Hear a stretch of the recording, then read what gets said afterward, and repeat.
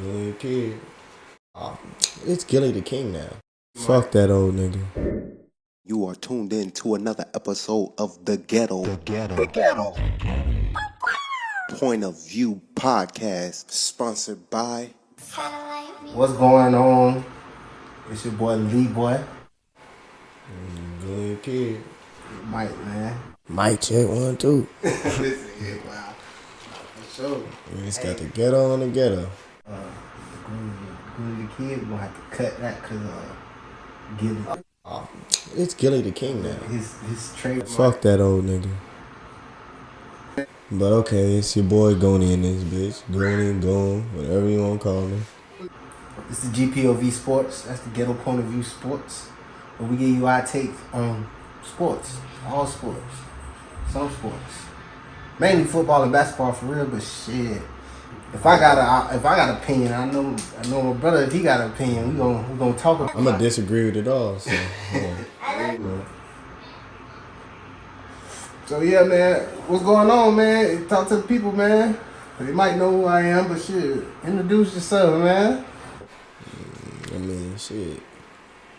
What's known don't gotta be explained. I think I done been around for long enough. That part. MDG was just a phase. Yeah, got some hair now. This and that. Dance. Might not rap no more, but yeah. I want to get straight into it. Enough about me. No did it. For real, bro, cause you young age, man. You can hear it in the music, man. Go look up, MDG. But you hear it in his music. You already was wise beyond your years.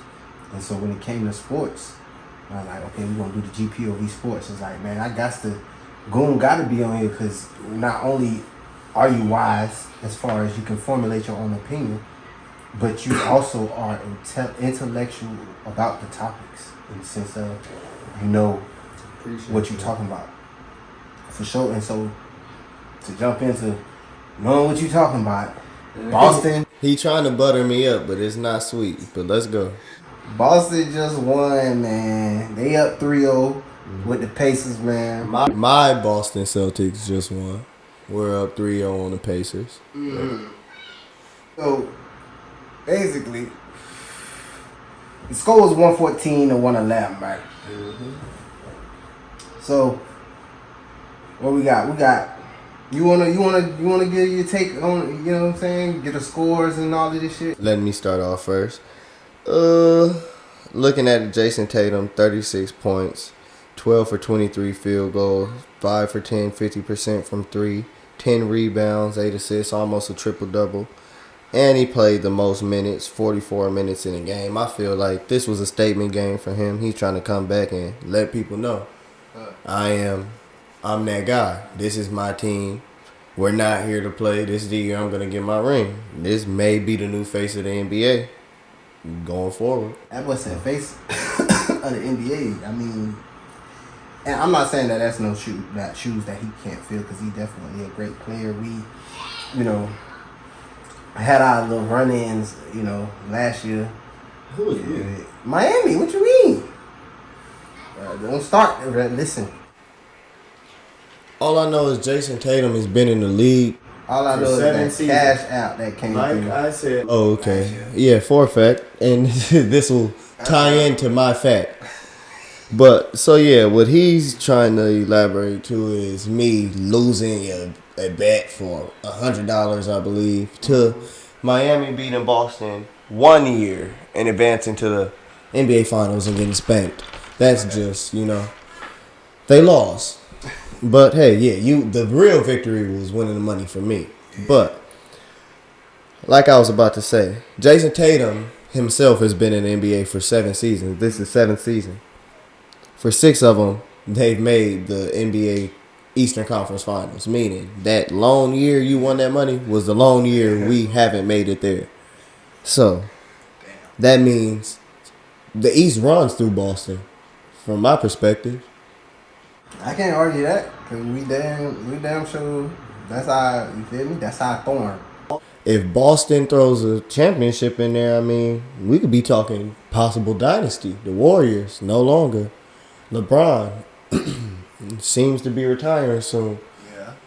I mean, the Bucks, they've had their injuries. Damian Lillard might be leaving. I mean, who, if anybody? Anthony Edwards, he's looking to seem to touch it up. He's still young. Yeah. Who's gonna be that real thorn that Boston is to Miami? Yeah. To Boston, especially with these rigged allegations.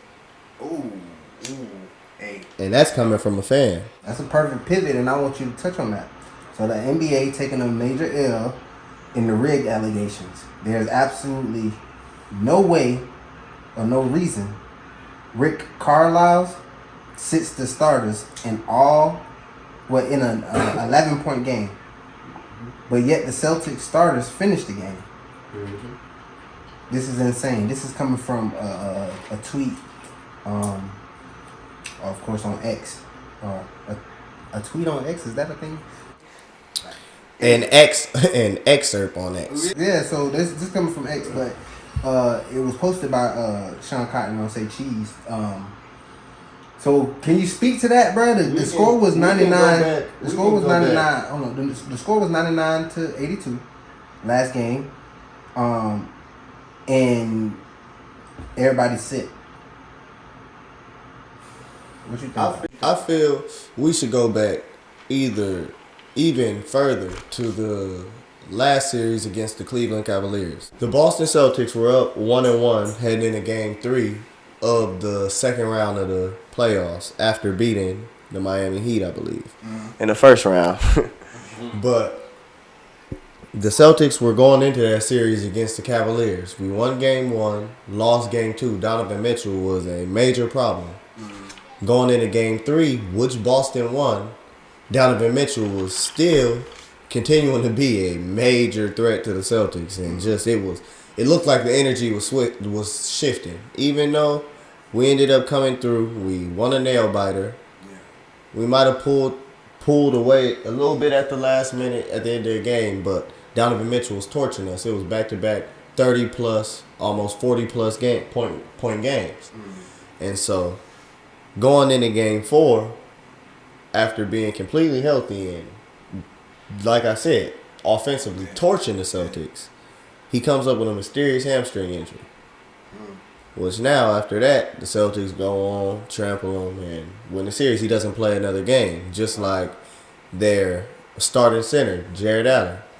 He got a fractured rib or broken ribs in the series prior. He decides not to take a shot and not to play to give his team a better chance of winning when you're their defensive anchor, essentially. Wow.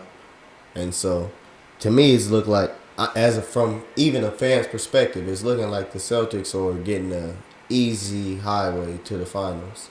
Wow. Man, that and as far as allegations of rigged, I'd definitely be thinking like major sports, definitely, because I mean, come on, bro, you got Vegas, you got all these parlays, you got these apps, FanDuel, Prize Pick. Holla at us, man. But you got all these apps, you know what I'm saying? So I feel like there's definitely some type of business going on. This is Boston, the mob. That too. That could be involved. We may not know, but just from now what we're seeing on TV, who's to tell? But it's definitely something that it just doesn't make sense of why players are mysteriously not playing or just. Exactly. Players want to rest or get called out of a game when I would feel these are the moments you would want to play for. Yeah. Play in. At the end of the day, you worked your whole life to get into the NBA, and now you're going to allow you make this money. At the end of the day, this coach is there because of you. Yeah, I'm not going to let you pull me off the court, and at the end of the day, we're down maybe 5 scores, 5 baskets. At the end of the day, my mother's watching me play. My parents are watching me play, so it's got to be something bigger to why all these teams are just laying down to the Boston Celtics. Okay, well, before we pivot off of basketball, Bronny James, he ain't been getting no love from the scouts. He's been really getting shitted on. Okay, so like, we got statements like, okay, so one scout says, he's a positional athlete. He doesn't function well as an elite athlete. He says, same scout. He should be a point guard based on his size, but he can't run an offense. Handicapped as a shooting guard because he can't shoot. 0 for 4 on threes one day, 1 for 3 the other day. He needs screens to create space. He can only go left. His strength is supposed to be defensively, but he's a switch matchup. Every bigger player that switched onto him scored. His comparison is a poor man's Davion Mitchell. From the Kings. And he is not an NBA prospect. Another scout says, if the Lakers don't draft him, I don't think anyone will draft him. Teams will want him on a two-way, and I don't think Clutch would want that. Yeah, Clutch just released a statement today saying Bronny would not sign under a two-way contract. So the only way he will make it to the NBA or would enter the NBA is if he was drafted on a true player contract, or a guaranteed contract. But what people don't realize is this is really just a trying test to Bronny. Bronny doesn't have to enter the NBA. And LeBron has came out and said, I want to play with my son, So now that it's a chance that Bronny can come out and he can play, which he still has that years of eligibility left to play basketball in college. If he was to,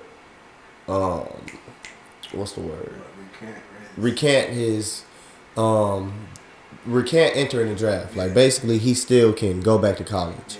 But I feel it's just a test to see where he was right now. But the scouts that are stating some things, in a lot of ways, Bronny is still a raw talent, a raw athlete. He's a teenager. I mean, you look at a Davion Mitchell comparison isn't horrible because Davion Mitchell kind of plays similar. He's a catch the 3-and-D type of guy. But coming out of college, Davion Mitchell was the best guard defender, which Bronny has that. They're giving that to Bronny. That he's an NBA-ready defender right now as a teenager. It's not too many players that come in that are already ready defenders. Plus, Bronny has an NBA body. He's a teenager. He can get in the league and let's just say, even if he doesn't go the G League way, which they don't want. Let's say you just throw him in the fire and throw him on the bench. Not saying 6-man, but let's say 8 to 10. And he just slowly progress and get those minutes, the practice time, the development. Let's say he does it for 3-4 years. What would he be then? 22? 23? So then he could come in and actually be something and look as if Anthony Edwards, Jason Tatum, Tyrese Halliburton. I feel they're putting bigger expectations on a younger kid, just trying to down him because of who his father is. At the end of the day, your father's the greatest player of all time, and you're his son. So they're going to expect you to be dunking on people, looking like Zion Williamson in college when you're Bronny. You tore your meniscus in high school. You had cardiac arrest, I believe. You still recovering from heart problems. So people really don't know what his true potential is to be downing him as a player and as a teenager because of who his father is or a position he's in. When the talent is there.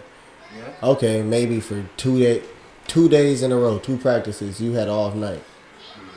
How many practices have great players had like that? How many tryouts? And listen, they said the same things about Kobe. His weaknesses were this and that, this and that. I don't remember verbatim, but they're going to down them all. Tom Brady was a 6th-round pick. That rocker there. So, hey. Alright, hey, because I was about to rip out Bronny's stats in college, but there's no need to do that. His stats were, and just like NBA scouts were sitting there downing him saying, oh, he this, he that. Also, NBA scouts said themselves he played out of position. But then to come forward and say, oh, he can't play point guard, he should play shooting guard, but then say he played out of position. You said he can't play point guard, and he also can't play shooting guard because he can't shoot. So what does that mean? He should be a 6'2" small forward? They're contradicting themselves. Then just say he shouldn't be in the league. So it makes no sense. It sounds like a smear campaign or something. Like, the man obviously has talent. Yeah. He's been dunking on people since high school. Yeah. So, not even dunking, facilitating, ball handling. If nothing else, what is Tony Allen known for? Nothing but defense. So if he got in there and could just lock down the best point guard in the league, there's something in that. Yeah. Patrick Beverly. What if he's nothing but Patrick Beverly? Patrick Beverly has been in the league 10 years plus. 10 seasons plus. Is he he's never been an offensive threat. Never will be. But he plays his role. What's wrong with Bronny being a high motor type guy? If that's what he will be.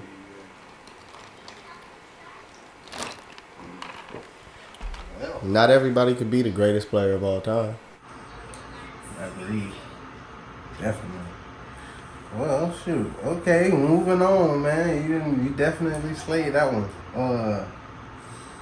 We got Harrison Butker. Now, we did a take on Harrison Butker before.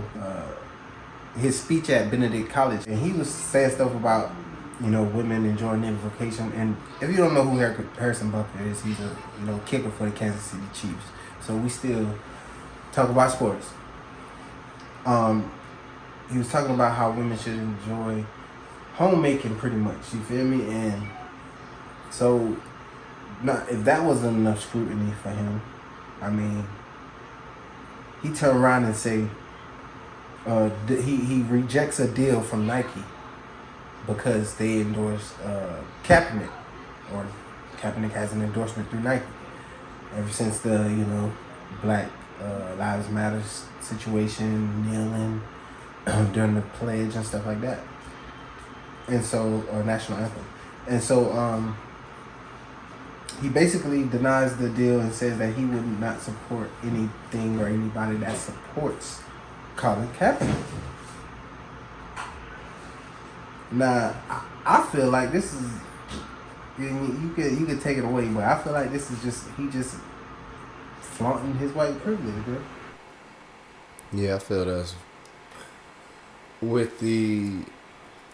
I'm not too familiar with the speech at the school or the whatever it was, but the turning down a deal at Nike for the Kaepernick situation, not only financially, which I wouldn't understand unless you really just got it like that. Being a kicker in the NFL, especially the Kansas City Chiefs kicker, you're not really anybody in that position's making at least a couple, you're making millions of dollars, a few millions of dollars, but the kickers, not too many kickers just making crazy money in the NFL. So I don't see why you wouldn't want to be endorsed by Nike. But for you to sit there and publicly be able, because he was able to make the statement without too much scrutiny, I feel, of you won't stand with Nike, or you won't sign with Nike because they stand with Kaepernick for not standing for the anthem. And I feel that's just watered down racism, because not saying you won't sign with him for who stands with him would be black people, wouldn't it? Yeah. Because he stood up for, or he kneeled for blacks. Yeah. So that doesn't make sense to me. Especially a world champion. Especially it being no genuine repercussions from it. Yeah. Any black person get on camera and down a white person or a person of a fair shade of skin, it's a very different approach, for sure. All of that, bro. Delonte West. Delonte West. No, for real, bro. I agree. I completely agree, bro. Because we've seen it many times. Kanye, Nick Cannon. Shout out to Nick Cannon. He's doing way bigger things, and I feel like that was because he apologized. Yeah. True. For having an opinion. True. Yeah, the baby. All these people who come out and say certain things. The baby was kind of crazy. Baby wasn't wrong. That was his opinion. Voices their opinion and stuff like that, and then now you get scrutinized. But this guy could, a world champion multiple times, I believe. He was on the team At least two. at least twice when they won the championship, and so he has the whole world at his disposal as far as accessibility, as far as them listening to what he say, and if he able to get on camera and just blatantly, one, diss women, two, diss black people, covertly, indirectly. I feel like fuck that nigga. Hey man, and so yeah, man, I feel like it definitely should be more said about that. Or that should definitely be looked at. That should be a term on that, or that should be a topic on NFL Network. That should be a headline on ESPN, on all of these different channels. Instead, just like the Josh Giddey situation, they just claimed they closed.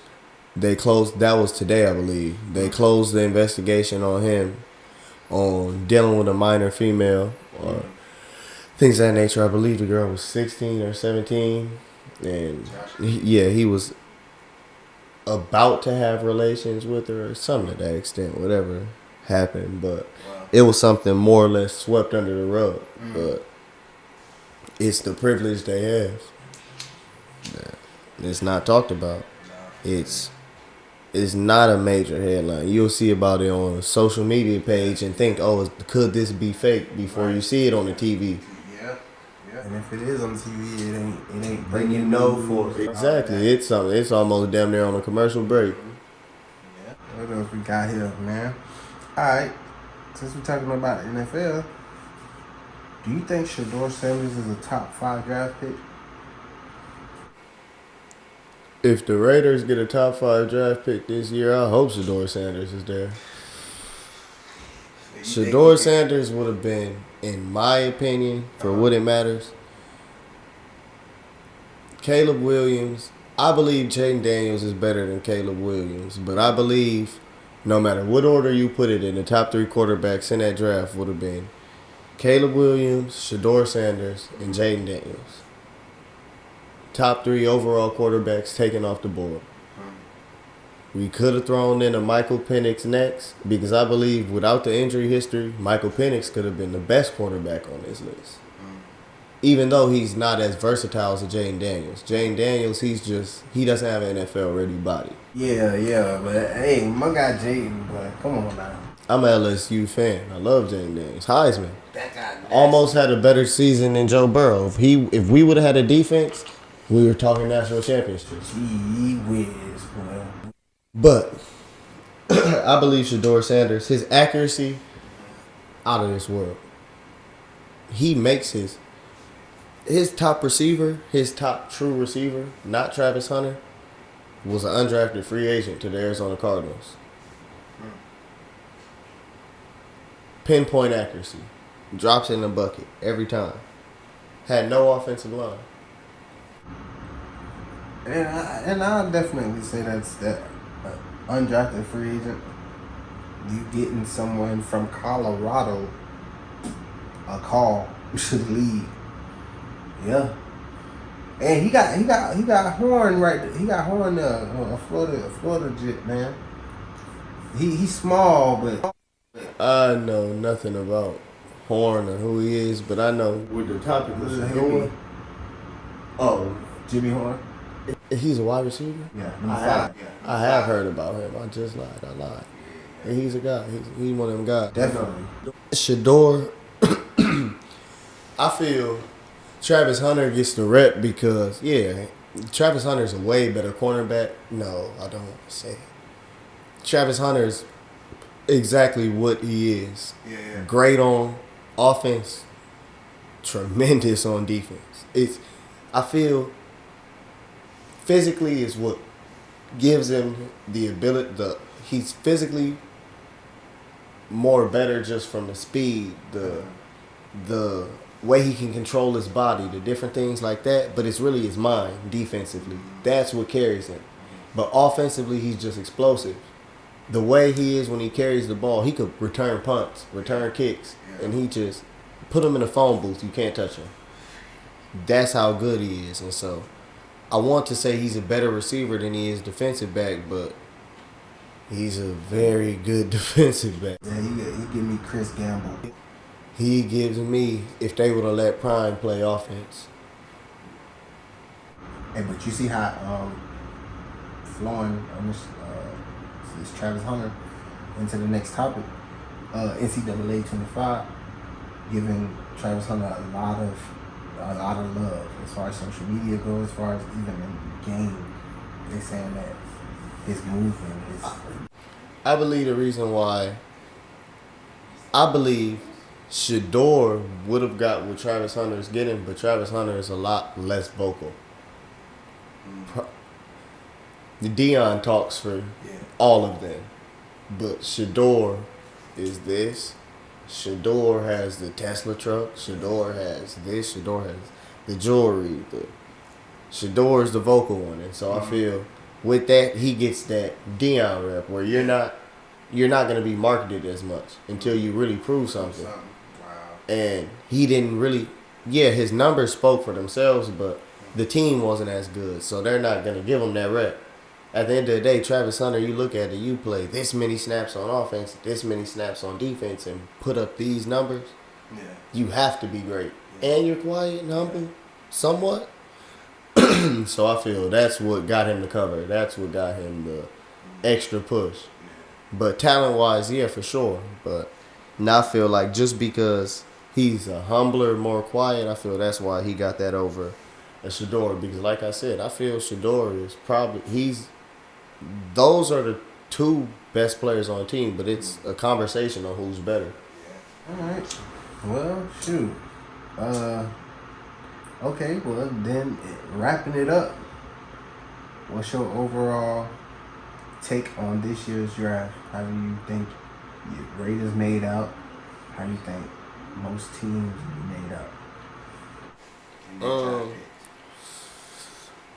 I honestly feel like it was a weird NFL draft this year. Yeah, I feel it was really weird. Like, the first weird pick I feel like the first weird pick was the Chargers taking Joe Alt. When Justin Herbert needs protection, but also they have no weapons. I thought they would have took Brock Bowers when he slipped. I thought the Colts would take him. Honestly. Yeah, but what's the point? Thought he was slipped that low. But what's the point in the Colts taking him? I'll get to that though. But I feel like the next weird one was, another weird one was, or the weirdest one obviously, the Falcons taking Michael Penix at 8 after paying Kirk Cousins almost $200 million in free agency. See, I look at that kind of like. Hear me out. Michael Penix is 24. Yeah. So meaning, sit him for a year, he's 25. Sit him for 2 years, he's 26. Sit him for his full contract, he's like, come on. And so, if you nothing else, you're wasting this young man's career. Or you just wasted a whole lot of money when you could have had Lamar Jackson in free agency 2 years ago. So that just doesn't make sense. I think it's them making up for their quarterback problems that they they've gone through quarterback problems since Matt Ryan. What does that have to do? Oh, he not hear me out. I would. So you got, and to bring it back to my Colts, we got Anthony Richardson, right? We got Joe Flacco. Who? Yeah, I know. Look at the season Joe Flacco had last year, right? Mm-hmm. And we're gonna put the stats somewhere up in here. The season he had, coming off that season, right? And Put his age next to the stat. For sure. Put his age going into this season. For sure. The fact that I'll let you finish. Yes, please do. Please do. You got old age and then you got new age sitting in the same quarterback room. So the quarterback on the field is pretty much the offensive coordinator, right? And so you got Joe Flacco, somebody who's been there for years, and Anthony Richardson. You got Michael Penix and Kirk Cousins in the same quarterback room. So I can tell you what I see while I'm seeing it as it's going on, as the game going on. If we switching in and out, if the offense is tailored to both of us, if you the starter, if I'm the starter, regardless, I got game over you. I can put you on game if you the starter. If I'm the starter and shoot, I end up, because of my old age, get hurt. And this is speaking from both angles, both teams. I can tell you what's going on. I got the headset, so I'm speaking into your helmet. You feel me? I disagree. I feel you tried to throw the Colts in there, and that's where I got you now. I'm listening. Because I'm going to use your term. You said new age and old age, right? You misspoke. It's new age and senior citizen. Joe Flacco he should be out of the league, all honesty. But to me personally, the fact that you even just brought up Joe Flacco when we're talking about Anthony Richardson, this is his team. He's the quarterback of the future. Yeah. You brought up your backup quarterback because you know it's a very no. You said on field coach when he's on field. You said stop. Wait. Why would you not start your first overall draft pick that was starting for 4 weeks the prior season? And got a season-ending injury. No. Yeah, we know he's injury prone. We got it. But that's what I was getting to. Mm-hmm. You brought up your backup quarterback not because you're going to be running dual quarterback sets with old man Joe Flacco, because you know it's a very high chance that Anthony Richardson will get hurt. And so that's why I say that's a bad comparison, because it's almost the opposite. Mm-hmm. Yeah, old man Joe Flacco is the insurance for the young guy that's always going to get hurt. Mm-hmm. The young guy that's already hurt or already has bad injury history in Michael Penix Jr.